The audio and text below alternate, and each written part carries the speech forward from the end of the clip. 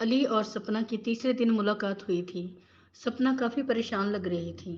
سپنا: علی تمہیں پتہ ہے کہ ہمارے گھر مہمان کون آئے تھے؟ علی: نہیں تو۔ سپنا: میرے بچپن کا منگیتر راہل اور اس کے ماما پاپا آئے تھے۔ بچپن کا منگیتر؟ علی نے حیران ہو کر بات کو دہرایا۔ سپنا: ہاں علی۔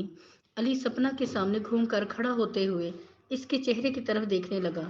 تم نے پہلے تو کبھی نہیں بتایا۔ سپنا: مجھے بھی نہیں پتا تھا۔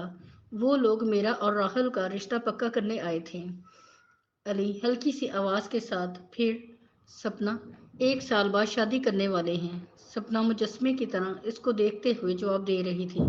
علی سپنا کا ہاتھ پکڑتے ہوئے: ایسے نہیں ہو سکتا سپنا، تم میری ہو، میں تمہیں کسی اور کا نہیں ہونے دے سکتا۔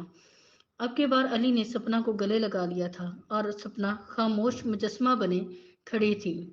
علی دیوانوں کی طرح اس کے ساتھ چپکا ہوا تھا۔ سپنا نے خاموشی کو توڑتے ہوئے کہا: اس کا حل ہے۔ علی جلدی سے پیچھے ہٹا اور اس کے منہ کی طرف دیکھتے ہوئے کہا: کیا؟ سپنا: ہم کورٹ میرج کر لیتے ہیں۔ علی: ہاں یہ ٹھیک ہے، ہم صبح ہی کورٹ میرج کر لیں گے، بعد کی بعد میں دیکھیں گے۔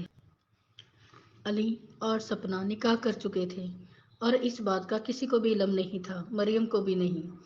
اب سپنا علی کی بیوی بن چکی تھی۔ پھر بھی ان کی ملاقات پہلے کی طرح رات کو چھت پر ہی ہوتی تھی۔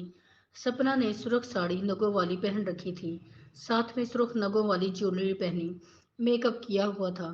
آج وہ دلہن کی طرح سج سنور کر چھت پر آئی تھی اور علی پہلے سے ہی اس کا شدت سے انتظار کر رہا تھا۔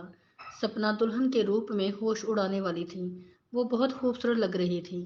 سپنا علی کو دیکھتے ہی رک گیا۔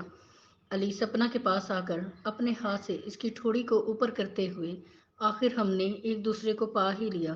سپنا نے شرماتے ہوئے نظریں جھکا لیں۔